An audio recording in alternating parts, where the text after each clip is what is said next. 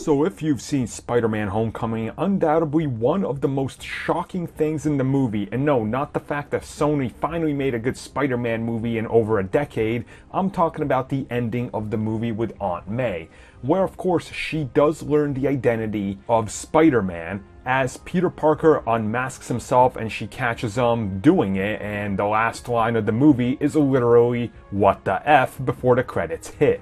Now, obviously this is quite a huge departure for Spider-Man, and it's very early to do this, but clearly they have some sort of vision for how they want to handle Spider-Man and responsibility going forward. Now, quite obviously, we all already know that the next time we're going to see Spider-Man in live action is this upcoming spring in Avengers Infinity War, and we all want to know if there's going to be any resolution to what exactly happens.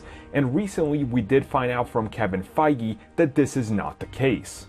This is what he had to say, and I quote, "After this 22 movie saga, after the Untitled Avengers in May 2019, it does seem like you want to get back to ground level. Reassess, and who better to do that with than Peter Parker?" And then he also adds, when he's directly asked about exploring the future of Aunt May and Peter Parker's relationship now that she knows, he says it might take a few years. Now, quite clearly right there, he's already confirming we're not going to get anything with that in Avengers Infinity War. Maybe it'll be a passing line or something like that, but they don't have time in that movie to go away for 20 minutes and have Aunt May there yelling at Peter and dealing with all this. There's just not enough time. And then there is also the fact that we've heard multiple times that they're going to keep Peter Parker in high school for a while.